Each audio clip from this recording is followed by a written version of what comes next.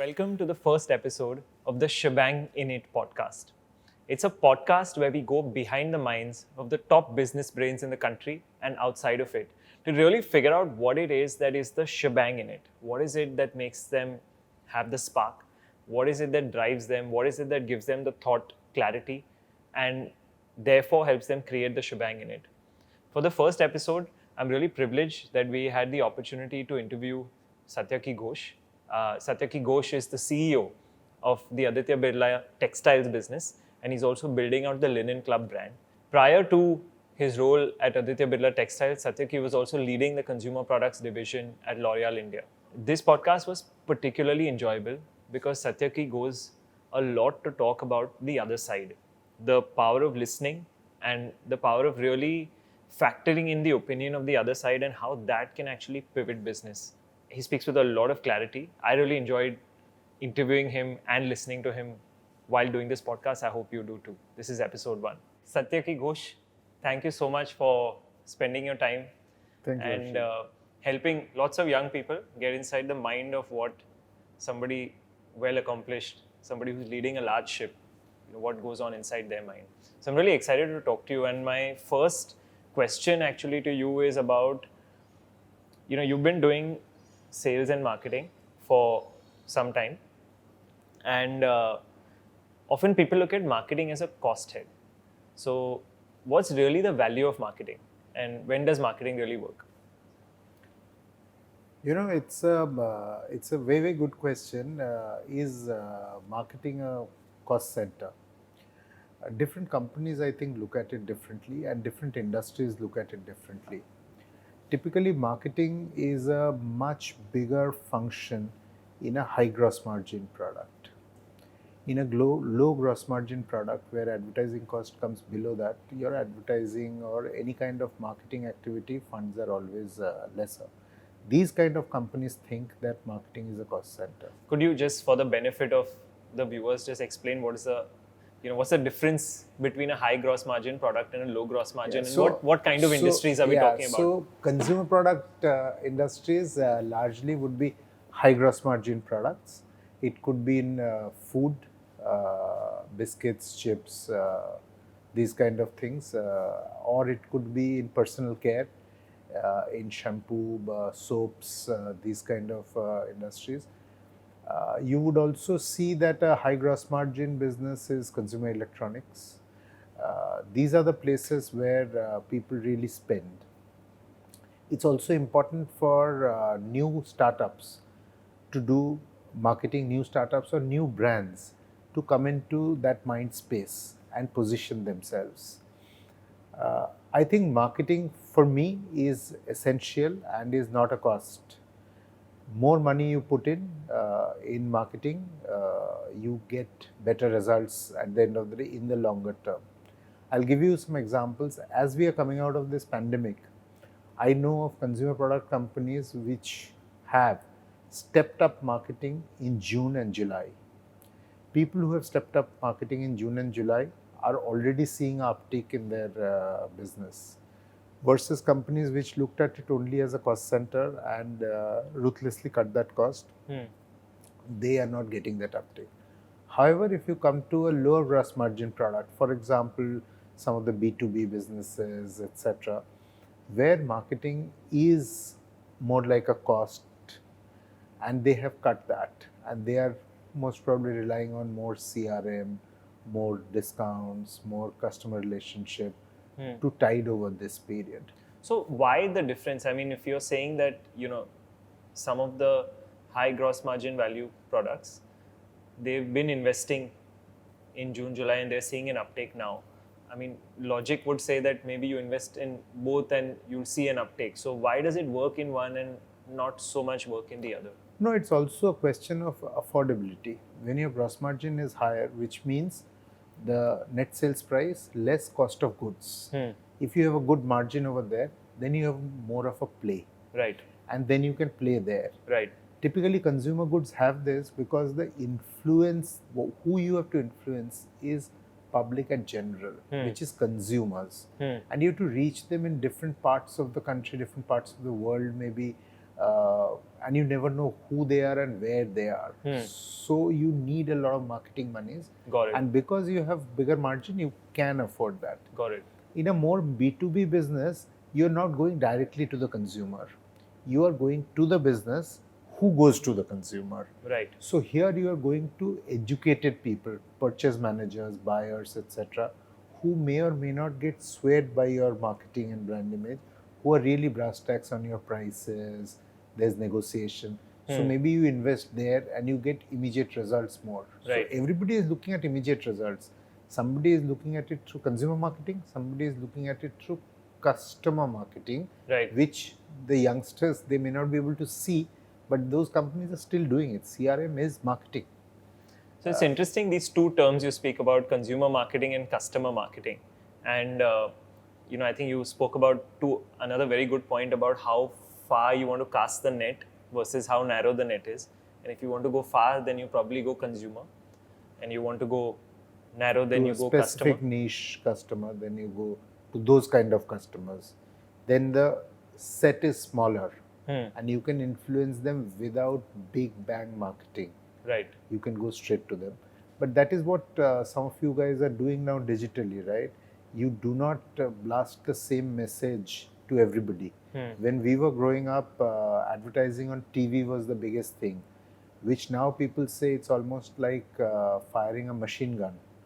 Now the era is about sniper firing. So you really locate somebody digitally and you fire what he or she likes to them, right? So B2B marketing is a bit like that. You go to specific people and you do things that are specific to them, their training programs. How do you influence them to think of you as a better supplier and sell the product? That's B2B. But classical marketing, when we say marketing, then we think consumer marketing, and that needs a lot of money. Only high margin products can afford to do that, typically consumer products. So maybe for the benefit of the listeners, also just a little bit, because I think the customer marketing is the more glamorous part, the part that we often see. Consumer marketing. Sorry, the consumer marketing is the more glamorous part, and the customer marketing is more, not so much heard of. Yeah. And you are running a business right now where you do a lot of customer marketing and are seeing lots of success. So can you talk us through a little bit about some of the things that you think are required to pivot a customer marketing strategy? Yeah, so the business that I do right now is 60-40 on customer marketing and consumer marketing. Consumer part is smaller and customer marketing is bigger, the current role. In the customer marketing part, like you asked, we go to businesses to sell our products. So what we are trying to do is, for each of our B2B businesses, we are setting up a digital portal. It's still digital, because in this age, I think everything is about digital. So what we are telling our customers who we sell to, which are purchase managers, which are designers, which are, buyers, etc., that once you place an order with me, once you float an inquiry with me, everything is digital between your team and my team, and everything is transparent. So what we are building is transparency for them. So the moment they put in an inquiry, where is the inquiry? Is the sampling happening or not? Has the sampling happened? Once the response comes in, and then it converts into a pure inquiry, then order. And once they place the order on our company, where is it in the different stages of production? They have full visibility. And when is it ready? When is it packed? When it is shipped? We also trying to do vehicle movement follow-up, and it will be attached to that portal. So as the vehicle is moving, let's say from my Gwalior factory to a customer in Bangalore, the customer can know that today it has crossed Indore and today it has crossed Kolhapur. So they know how much time is there before it hits their warehouse. Right. So they can promise, if they are the consumer marketing guys, they can do their consumer marketing, they can get ready that the product will be in my warehouse in 2 days. So the third day I can start advertising for it. So those are the kind of things that we are doing to keep our customers happy, and it is customer marketing. You don't see it. That customer and my team sees it, but it's still digital and it's still marketing. Right. So for a young person entering this industry right now, and they might like the customer marketing or the consumer marketing, what are some of the things that you think they should be watching out for? I know you speak a lot about this technology. what are some of the skill sets that you think are the key skill sets for a new workforce entering this industry? I think if somebody really wants to enter consumer marketing, which is much more glamorous, the skill sets required are consumer understanding. I think learning a bit of research techniques helps. Attending research meetings helps. Could be focus group discussions. It could be depth interviews. Could be whatever. Have you done a lot of research in your career? Yeah. And what were some of the things that, I mean, you have a reputation as a very good listener. So what were some of the things that you would do going into a research? Yeah, so the biggest thing, I think you spelt it out, Harshil. When you go to meet a consumer, your idea is only to observe and listen. So you take in as much sound bites as possible. You observe as many things in his or her personal space as possible that is allowed by that consumer, which helps you to come back and analyze the data in your mind. Of course, somebody records it and somebody, records the conversation, so you can come and listen to it 5 more times. But what you see there, how things are kept, when she gets up, what does she pick first? So you should observe everything. So from a marketing consumer point of view, I think what you need to learn, you can upskill yourself on research a little bit. I think if you're coming into workforce now, digital is absolutely required. You have to understand, and most of the youngsters today understand how social media works, etc., etc. But how to activate those kind of courses? Lots of digital courses are available. I think whatever you're studying, you should do a little bit of digital courses on the side so that when you come in, you're prepared. Coming back to research, sorry, but coming back to research, can I ask if there's been if you can recall any particular instance or an observation that you made which had a big impact on the way you marketed a product or the way you developed a product? I think one example that we can give is of Maybelline Kajal. And Maybelline as a brand in US and Western world was always a eye specialist brand. And they did a lot of mascaras. Maybelline is famous for its mascaras. When they went to Asia, it again clicked in Japan, in Thailand, in China, where the eyebrows are limited, eyelashes are limited, and a mascara worked on the eyelashes. It really made it big. When it came to India, it was just not working. We were not even doing what a state in US does. We did a lot of consumer research, and we figured that the Indian woman in any case has large lashes. The Indian woman, because of 10,000 years of conditioning, believes exactly how oil works on hair, and hair color may be not good for hair. Chemicals go in. People think when you put mascara on your eyelashes, eyelashes can fall, which is not true, but that is the belief. So we worked around. So how do you get those beliefs? Do they tell you those beliefs? Yeah, they talk about it. When you go and ask questions that why don't you use this? I said I use when I go out for a party, but normally I don't use because it's not required. It looks artificial, and ultimately some eyelashes will fall because you're putting some chemical on your eyelashes.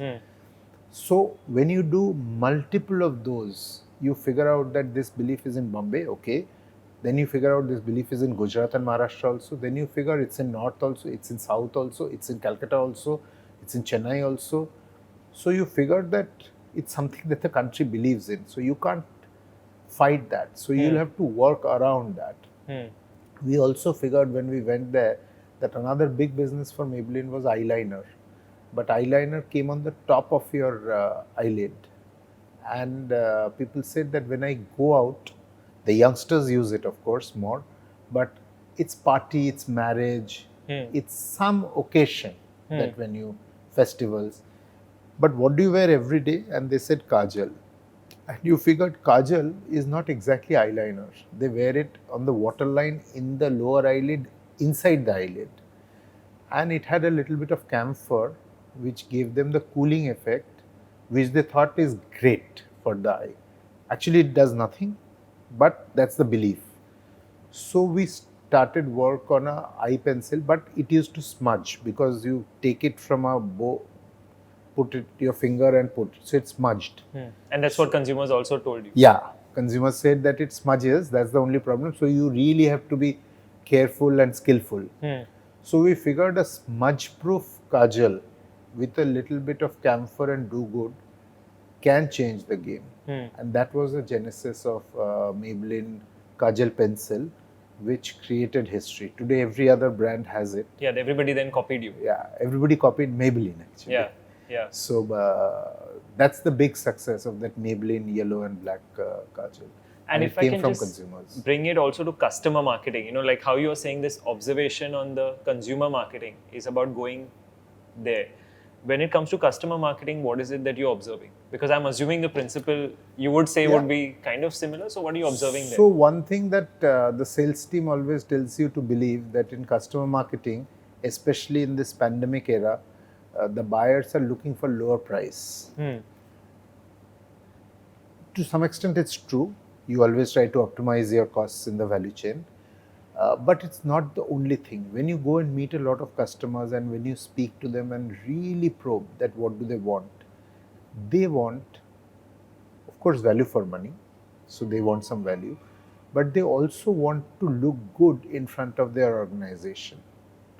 So they want to propose something to their management which they have innovated and they have improved in the product, because you are an ingredient going into that product, right? Right. You could be a large ingredient or a small ingredient. For example, a consumer product you can think of, if you're a shampoo, what fragrance you need is 0.01%. But that fragrance is important for the consumer. When she puts it on the hair, the fragrance that she gets, she decides whether it is good or bad. So the fragrance supplier, when they come to a shampoo manufacturer who's the consumer product, they are actually 0.01% of that shampoo or even lesser. But they are important. So if they can tweak that a little bit, so one is if the usage could be instead of 0.01, 0.009, then the purchase manager wins because you give given a stronger, they can use less and the cost goes down. At the same time, efficacy doesn't go down, so their marketing team is happy and hence the boss is happy. Okay, so those are the kind of things that you have to do, and you also have to see that how can you give your customer a uplift in his position. That may not only be price, that could be great quality, that could be something else. For example, we are in textile business, I am in textile business now. We quickly innovated on everybody was doing antiviral, right? Antiviral, lots of apparel companies advertise. Actually, apparel companies don't do antiviral. The antiviral is done on fabric. So the fabric supplier actually does it. The garment manufacturer only stitches a shirt or a t-shirt with that and advertises to the consumer. The science comes from the fabric guy, right? So we said that everybody is doing antiviral, let us try something more ethnic, and we did a Neem Tulsi finish, and it's getting a lot of traction. Some of our customer brands are really picking up Neem Tulsi finished fabric from us. So in a stage where men's apparel is not selling, we are in that segment and we are not being able to sell. One of the pivots have been innovation and listening to the purchase manager. They wanted something new and they paid me a little premium for that also. So I have a question here, in this particular, it's a little bit difficult if I'm trying to visualize, because the guy is saying I want something new, whereas in the eye case, you had slightly more sharp that I want smudge proof and I'm using this particular product. No, actually the purchase manager is saying quite specific things. He is not only saying that I want something new, he is saying the consumers in our stores are looking for something safer. So can I have a finish that is safer? Then you look around what is available and then you innovate from there and speak to him that okay, there is a chemical antiviral finish that I can give you, or there is a more natural finish. The natural finish will cost you more because the effort going into that is much more.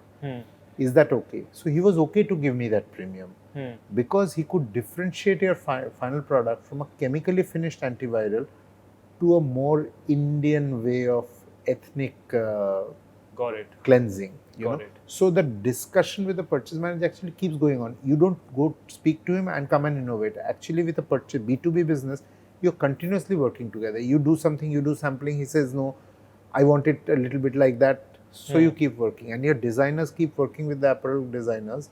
So the design and the R&D team, they work hand in hand along with the sales and marketing team to create the proposition. Sales and marketing team creates the proposition and the commercials, right? But it's those R&D fellows and those designers that actually create the magic in a textile product. But you work hand in hand all the time. So this coming to the next question of, I mean, what I'm taking out from the skill, one skill which you really spoke about is this listening skill to be good in business. The second skill that you talk about is relationships. Yep. This other skill that is, you really touched upon it right now, is getting people to work together. And that's something you've been really good at, to get people to work together, especially when viewpoints are different. So what is it that you do for that, to get your various teams to work together? I mean, you have people right at the factory front, and you deal with, the most fancy designers, and you work across the value chain. So when you're doing that, how do you stitch all this together? I think again, your listening skills come in a bit here. You have to hear what the designer is saying and what the factory line supervisor is saying, and there are a lot of people in between. Two is, I think you need to build trust, and trust I believe comes from transparency. So in a matrix organization where people don't report to each other but they have to work together, I think more common meetings that you do, more this guy's problem you put to that guy and try to get a solution. Sorry, can you talk a little bit about this matrix organization, and do you see more of that happening in the country today?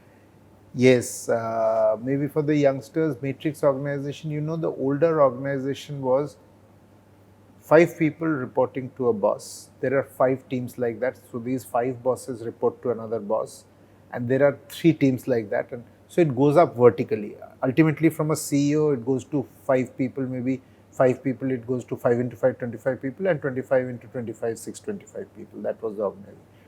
Today, the organization is no longer vertical. Today, for example, if you are a multinational marketing manager, you report to the CEO or general manager of your country. You report to the marketing manager of your zone, which could be Asia Pacific if you're in India.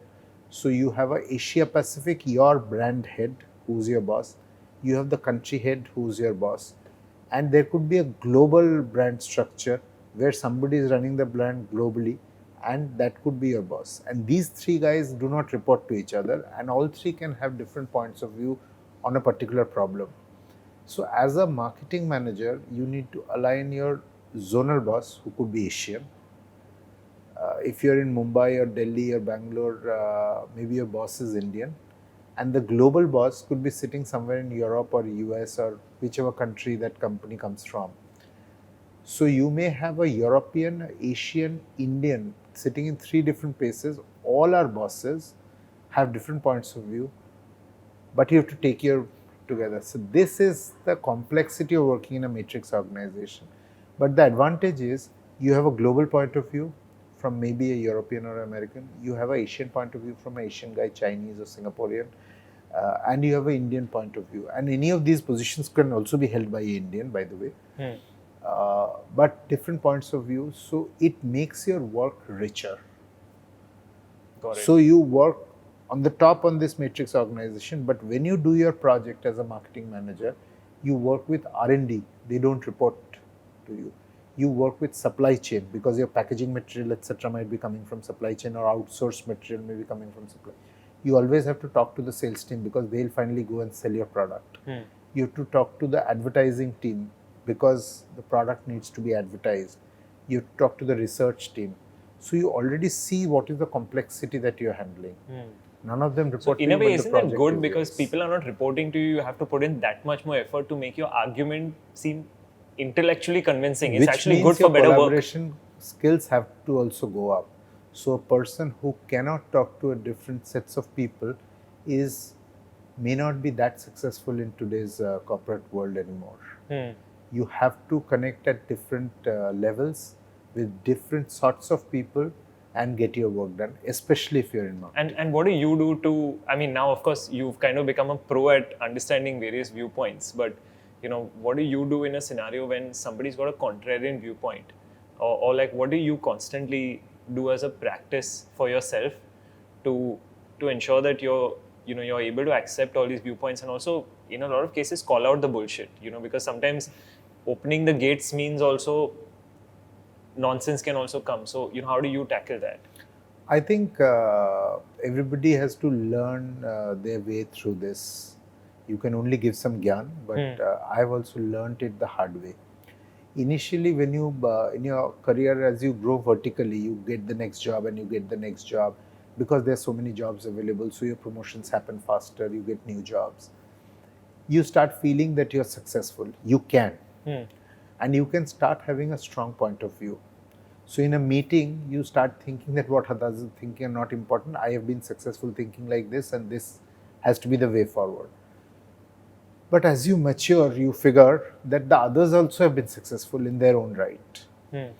And more, actually, you can listen, or actually you can give them chance to talk is better. Then there is a skill set which is called getting your viewpoint aligned voluntarily, which means maybe you need a best friend in the group. You make somebody else talk about your viewpoint. Then you have 4 viewpoints. You support the viewpoint that you want to, but you don't spell it out as the first person. So you build a consensus towards that. Of course, your logic has to be strong, and finally your idea has to be the strongest. And I think a huge skill set is sometimes to step back and say, my idea is not the best, and your idea is better, and then go all out for it. Got it. One thing that I believed in life, Harshil, is that the discussion is till I'm on the table. Once a decision is taken, I get up, then you don't think it is his idea or my idea. Then you go as a team and execute that idea, which is the final idea. Got right? it. Got it. So in execution, you have to be disciplined. In ideation, you have to be broad and then bring it closer. But once you have an idea, you go for it. I want to also ask you about, a lot of young people today it's almost become media hype that you got a startup, and you chose early in your career. I mean, you built startups, you built businesses, but you said, I'm going to attach myself to large corporates and I'm going to build businesses for them. So the thing I want to ask you is why, and why did that startup bug never bug you? And right now, what's your viewpoint? I mean, I don't think that it's very essential only to startups. So, for people who want to go into large companies and steer large ships, what does somebody like you look at the start of their career? And, now that you're well into your career and you've reached a space of accomplishment, how do you look at those years back and kind of connect the dots? So many questions in that leading question, actually, small ones. I think why didn't I go for a startup is because when I was starting, which was 25 years ago, startup bug was not a big bug. We were still coming out of the closed economy and just starting to become India as a country or open economy. Opportunities were not that much for startups. If you started up, it was a really hard way to go because money was not so easily available. Angel investors were not sitting everywhere to give you investment. So really, when we were starting up, that dilemma was lower. You built a career. Then I started in 1995. Okay, so it's a long time. A lot of the kids that we are talking to right now may not have been born in 1995. They're just born there. Maybe they're born. Actually, the girl who is my EA right now, she's born in 1995. So the year I started working, she was born, and today she is a rank holder, CA, working for me. And now people that this podcast will go to maybe are younger than her, right? So So you don't remember those times. India started really growing between 98, 99, 2000. 95, India was still opening up. Rupee had become partially convertible, etc. So after 2000, 2002, etc., this startup thing started because the newer guys were coming in, people who were 5, 6 years younger to us, and they were starting. And this really took off after internet took off actually. Let's say 2012, 13, when it took off. Then getting information was easier, getting funding was easier. So today there's a dilemma. In my case, the dilemma was lesser. I was already 6, 7 years into my work life when all this started, and maybe 10, 12 years in my work life when it became big, 2008, 9. So in my case, I think the choice was easier. In their case, the choice is more difficult. So my advice to startups are that, of course, the startup people will, some of them will look at you, how you started something, how you have started something else now, and how it is getting scale. And they must be thinking that you are a very successful entrepreneur.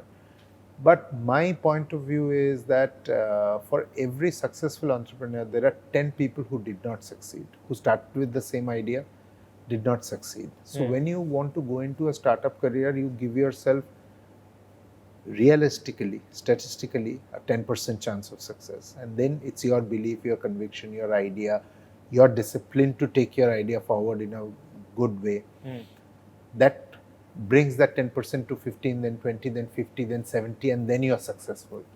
Right? So for every Paytm success, every Book My Show success, there will be so many unsuccessful startups, right? So that amount of risk is there. When you attach yourself to a big ship and you try to learn through that, that risk goes down. So I think it depends on the risk-taking appetite of the individual also. As to which career he chooses. I don't think there's a good or bad here. Startup can fail, 90% chance, I think. A startup can be a decent business. You can be your own boss. You don't have to depend on somebody else. Yeah. But I think when you work in a large corporation, you get viewpoints from people who are 10 years, 15 years senior to you. You learn a lot of things naturally. In a startup, everything you have to learn yourself. Right. And though you are the father of your idea and you drive and you don't have a boss and it gives you a lot of freedom, etc., etc., learning takes time. For example, I know how many seminars you have attended to get the learning. Somebody, when you were growing, Harshil, at your age, if they had joined a big organization, these would have been given to him or her on a platter. So should you start a corporate career and after 7, 8 years, when you have the little sustainable money, when you have learned the first basics of corporate life, then you start a startup? That's another option. You don't start it from college because you get your best learnings. If you see at big business families, their children go and work somewhere for 3 years, 4 years before they come back and start their own business. I think that also comes from these kind of thoughts. Yeah. So I think there are pros and cons. I know today's one of the kids things all want to do startup. that I also see, particularly sometimes when I have the opportunity to speak to you and you say that I'm dealing with Thailand also, I'm dealing with the factory worker in Orissa also, on and so forth. So, you're also dealing with such a large cross section of people across the value chain, which I don't think sometimes you get as a startup. And ultimately, it's about the tools of your life and what you want to make of it. So I think that's another very interesting point. And actually, that kind of brings me to my next question on your dealing with people. I know you answered the matrix answer across the value chain, and I want to just put a little more emphasis because I think sometimes a lot of us sitting in air-conditioned India, we don't understand what's happening, at the factory front, for example. So I have two questions. I'll come to my second one about dealing with international markets. But my first one is about dealing with people at the factory front. In this period of time, it's been obviously a difficult period of time for them. So what are some of the things that are there general about them that you can teach us? And second is that in this period, what are some of the things that you've seen in them which are laud-worthy? So the first thing that I want to tell the youngsters who are listening to this is that don't remain in a bubble. If you are from a metro city, let's say we are having this chat in Mumbai, if you are from Bandra or Pali Hill or Malabar Hills or some of these so-called privileged areas and you're trying to get into start your own business, etc., don't assume India is Bandra or India is Saket or India is Jubilee Hills or India is Park Street of Calcutta. That's not true. India is actually a completely different country. So I would advise that when you start your own thing, travel a lot. And when you travel, you please meet people. Try to eat the local cuisine. Like try to talk to that guy. If you have a cutting chai on the street and speak to that tea fellow, you'll get a pulse of the society that is working there. It's important. If you want to lead big teams in life, everybody won't be like you. Actually, it is very unlikely that everybody would be like you.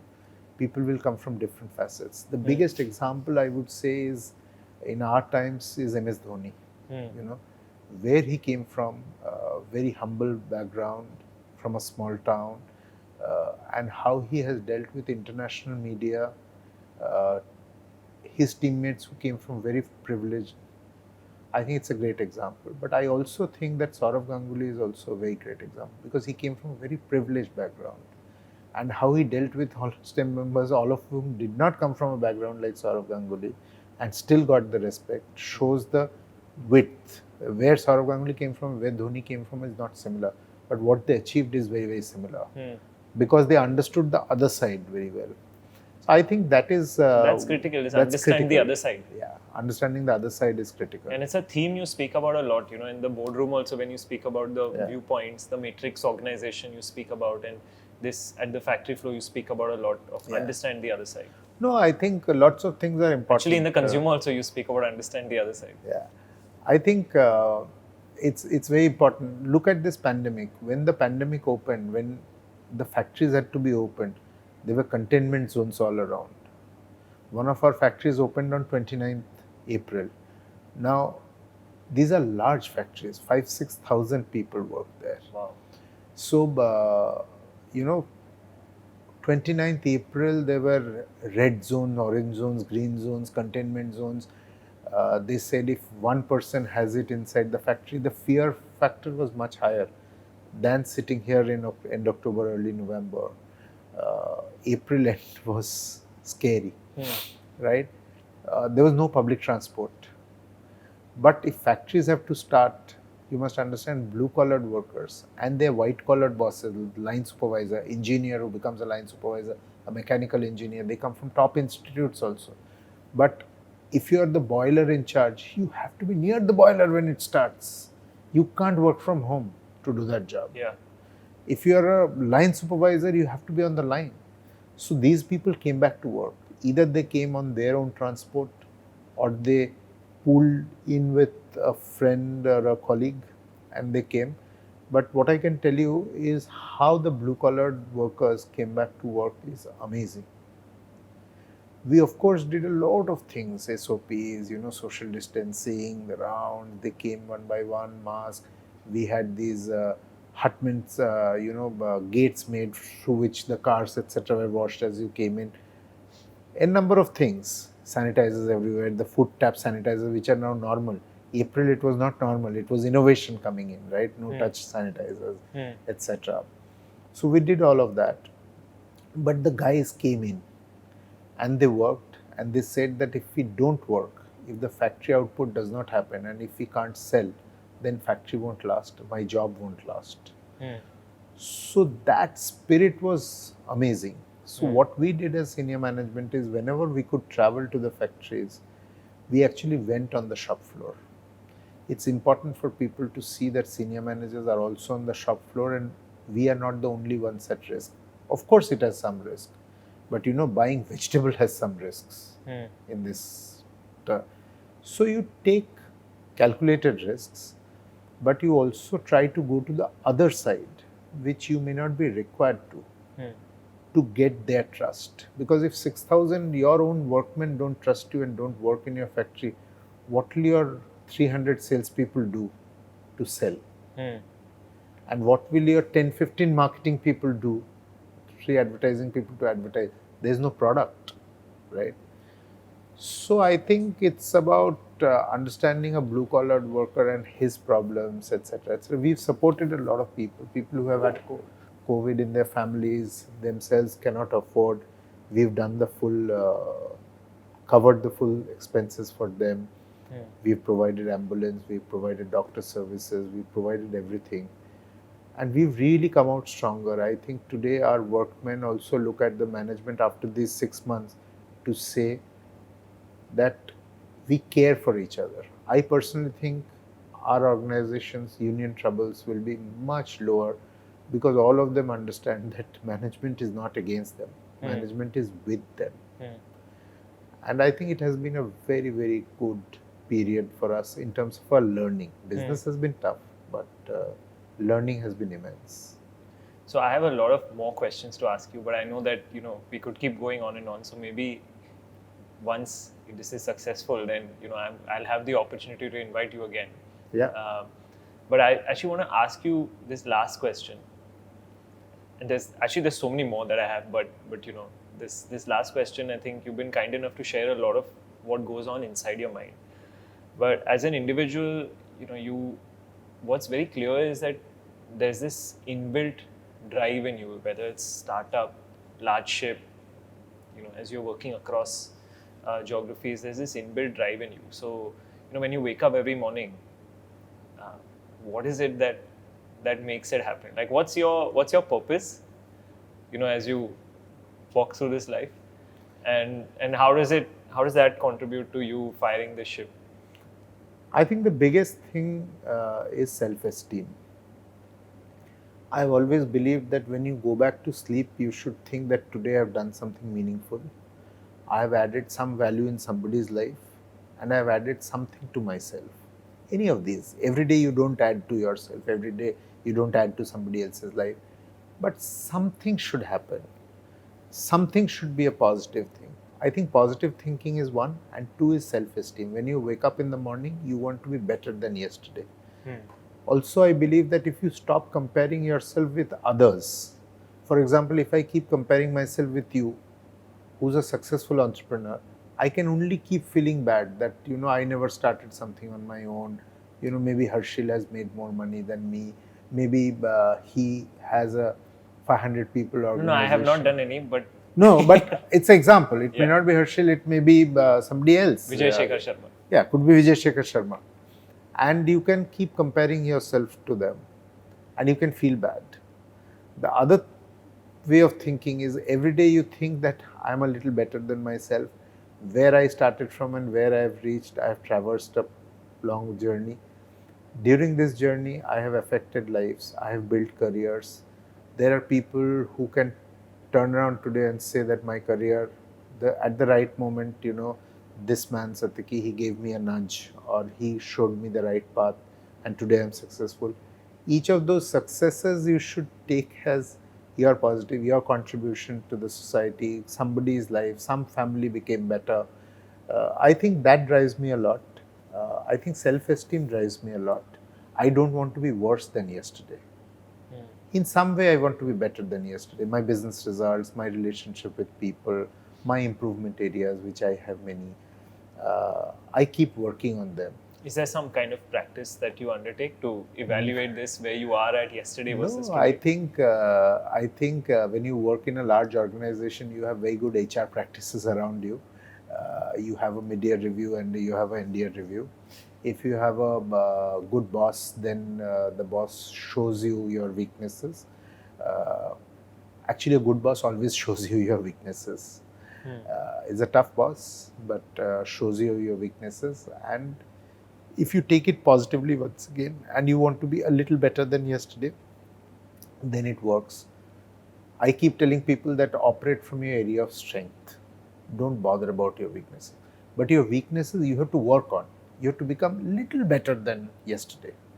You have to work on them, but always operate from your area of strength, because that is what has made you, and that is what is going to take you forward. And if you keep covering your weaknesses, you become a better rounded person, better rounded professional, etc. So that's what keeps me going. One is I'm very positive in what I think. I never compare myself against somebody else. I think I should be better than yesterday. And I work on self-esteem. And finally, I can tell you, I've never chased money. Whatever little I have, you can say that you're CEO of an organization, you don't have money. No, I have a fair bit of money, but I have chased jobs, I have chased accomplishments, I have chased to be better than myself, and money has come along the way. So that's my philosophy. Okay. On that note, thank you for sharing, I think, a piece of yourself. Yeah. And I really enjoyed this conversation, and thank you. And I hope that I know you will keep growing and keep affecting lives and keep doing what you're doing. Thank you so much for Thank you, Harshil. being on this first episode. It's going Thank to be you, a memorable Harshil. one. And I look forward to be here again, and thank you for inviting me. Thank you. Thank you.